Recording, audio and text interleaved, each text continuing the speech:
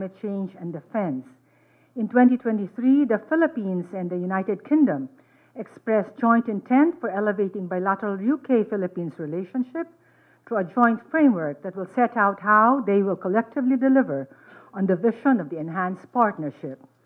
The enhanced partnership joint framework will be driven by specific sectoral dialogues and overseen by the strategic dialogue.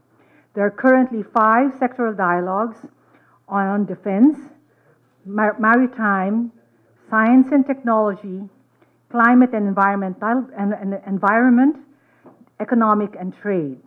The sectoral dialogues and the strategic dialogue will track progress against jointly decided priorities and actions, promote accountability and lessons learned, and enable the exchange of views and emerging issues and ideas and needs.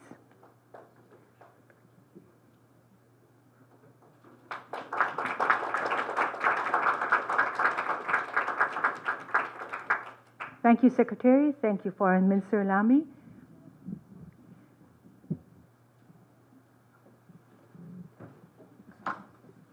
May I request the Honorable Secretary and Right Honorable Foreign Minister to proceed to the podium for the readout of the statements.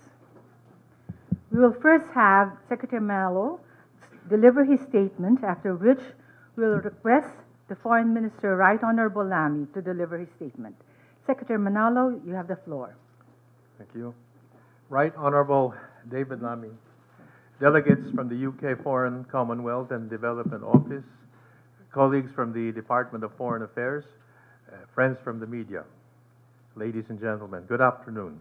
Following our brief yet insightful meeting at the Munich Security Conference and my recent visit to London, I'm again pleased to welcome, to see UK Foreign Secretary David Lamy and welcome him to Manila. In less than a year, Secretary Lamy and I have met actually 3 times. First, the ASEAN Ministers meeting in July last year in Lao PDR, then in Munich last month, and today in the Philippines. Our continued high-level engagements demonstrate a firm commitment to reinforcing the enhanced partnership between our countries now and in the years to come. The Philippines' enhanced partnership with the UK is an inspired testament to the strong and deep formal, sectoral, and people-to-people relations between the Philippines and the United Kingdom.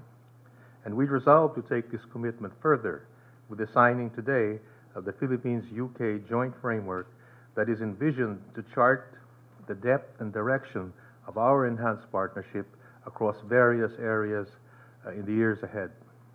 Since we launched our enhanced partnership in 2021, our 2 countries have seen impressive growth in our economic links, with our total bilateral trade reaching £2.9 billion in recent years.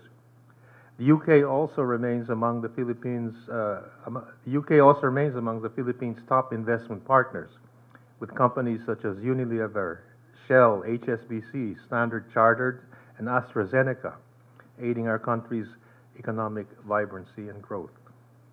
We anticipate the continuous growth of UK investments in the country, especially in renewable energy, with recent investments from the United Kingdom on solar power projects amounting to more than $600 million. We are committed to maximize the potential of partnership with the United Kingdom on offshore wind farms in the country. Today, Secretary Lamy and I agreed to sustain cooperation on matters of mutual concern such as defense and security, human rights, maritime and economic resilience. And we are working on a number of proposed agreements, such as an implementing arrangement under our 2024 MOU on defense cooperation and an MOU on information sharing concerning improving our maritime domain awareness. Recognizing the gains of both the Philippines and the United Kingdom, we agreed to continue participation and exchanges in joint military exercises and maritime patrols, as well as port calls of British naval vessels.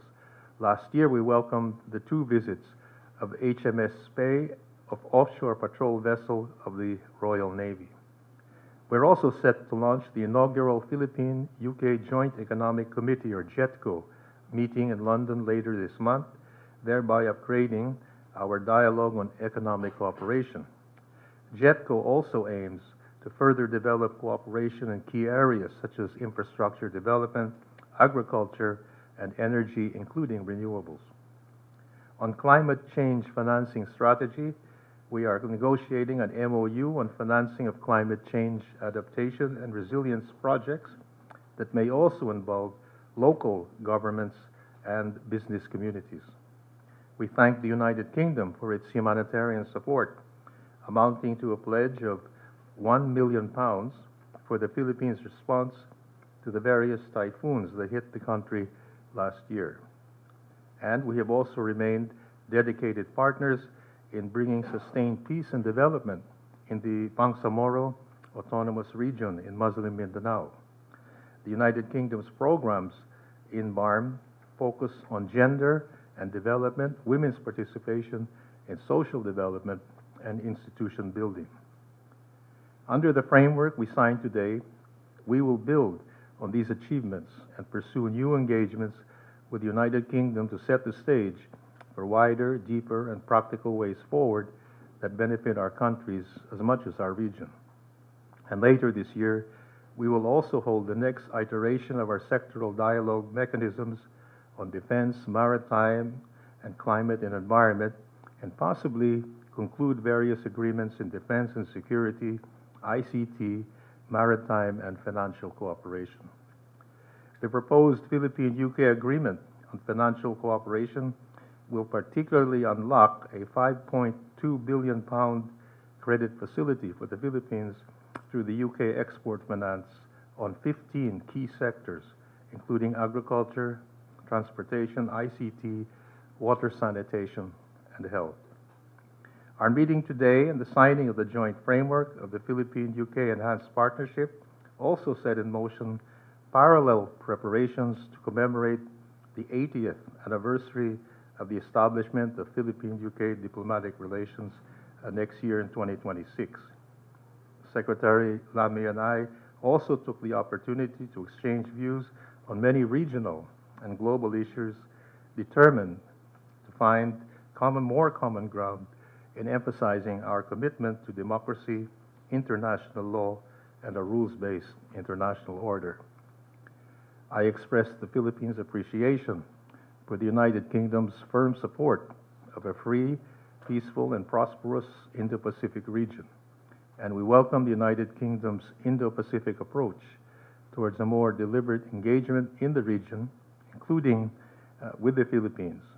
And we are as invested as the United Kingdom and other friends and partners in making the Indo-Pacific a region and engine of growth and prosperity. So we look forward to our future engagements with the United Kingdom under our enhanced partnership and in preparations for the celebration of our 80th anniversary of official relations. So again, let me thank Foreign Secretary Lammy for his visit to the Philippines, providing yet again a strong statement of commitment to our shared values and adding momentum to our robust bilateral cooperation. Thank you and good afternoon. Thank you, Secretary Manalo. Secretary Lammy, please. Well, Secretary Manalo, as the United Kingdom and the Philippines begin to commemorate 80 years of our relationship, let me say how wonderful it is for me to be back in the Philippines again after a 23-year absence. I promise I will be back a lot sooner than that. Our two island nations, both maritime nations, enjoy the sturdiest and the best built of relationships, like a sturdy ship, like the Coast Guard ship that I was on today with your wonderful, wonderful Coast Guard staff. We are countries that are committed to international law. We are countries that are committed to the rules-based order. We are countries that take our obligations under the UN Charter seriously. And That is why we have stood together in supporting Ukraine and supporting a free and open Indo-Pacific, understanding that the Euro-Atlantic arena and the Indo-Pacific arena are indivisible. We both benefit from our economic links, and it is wonderful that the UK is amongst the highest foreign direct investors here last year. We are very proud of that, and let that be the floor of our relationship, not the ceiling, in the years ahead. And we both want to tackle the climate and nature crisis. We've looked with huge alarm at the weather patterns, the typhoons that have swept across the Philippine Islands over the end of last year. And we want to support you as you protect your marine diversity and as you make your just transition. And for all of those reasons, I was very pleased to agree to our further commitment of funds to support that endeavour. Today, we're charting a new course for our relationship amidst a lot of global volatility. We must strengthen ties with like-minded partners like the Philippines. For me to come to the Philippines off the back of a trip that I made to Japan, to come to countries where we see the world through the same eyes, we're aligned in our approach, there is so much that we can continue to do together.